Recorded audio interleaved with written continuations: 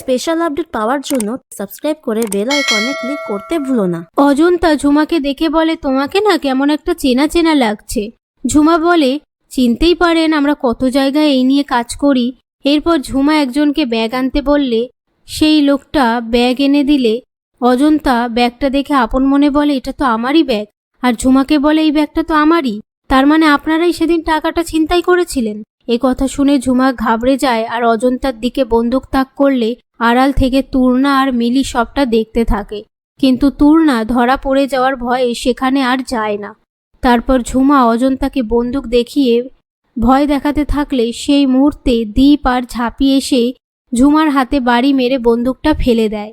তখনই ঝুমা তার দলের লোকেদের ঝাঁপি আর দীপের ওপর অ্যাটাক করতে বললে তারা দুজন মিলে গুন্ডাগুলোকে মারতে থাকে। তার মধ্যে ঝুমা ঝাঁপিকে ছুরি দিয়ে অ্যাটাক করতে আসলে উল্টে ঝাঁপি ঝুমার পায়ে ছুরি দিয়ে আঘাত করে। এসব কিছুর মধ্যে একটা গুন্ডা লোক দীপকে লাঠি দিয়ে আঘাত করতে আসলে ঝাঁপি সেটা দেখে নিয়ে নিজে দীপের ঢাল হয়ে দাঁড়ালে ঝাঁপি লাঠির বাড়ি খেয়ে কপালটা অনেকটা কেটে যায়। সেই মুহূর্তে উজ্জয়িনী এসে ঝুমাকে বলে, বল তোদের মাথাকে। ঝুমা বলে, ইনকাদি। কথা শুনে ঝাঁপি বলে, তোদের ইনকাদির সাথে আমি দেখা করতে যাব। এরপর উজ্জয়িনী ঝুমা ও বাকি গুন্ডাদের সেখান থেকে থানায় নিয়ে চলে গেলে অজন্তা ঝাঁপিকে জড়িয়ে কাঁদতে থাকলে ঝাঁপি বলে, এরকম ভুল তুমি আর করো না, তোমাকে এরকম কেউ ফোন করলে আমাকে আগে জানাবে।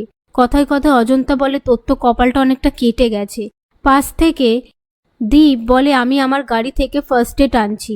এই বলে ঝাঁপির কপালে ফার্স্ট এড করে দেয়। ওদিকে ইনকা যেখানে রয়েছে সেখানে ঝুমাকে এনে লক করে দেয়া হলে ঝুমাকে দেখে ইনকা বলে, তোমার এই অবস্থা কি করে হলো?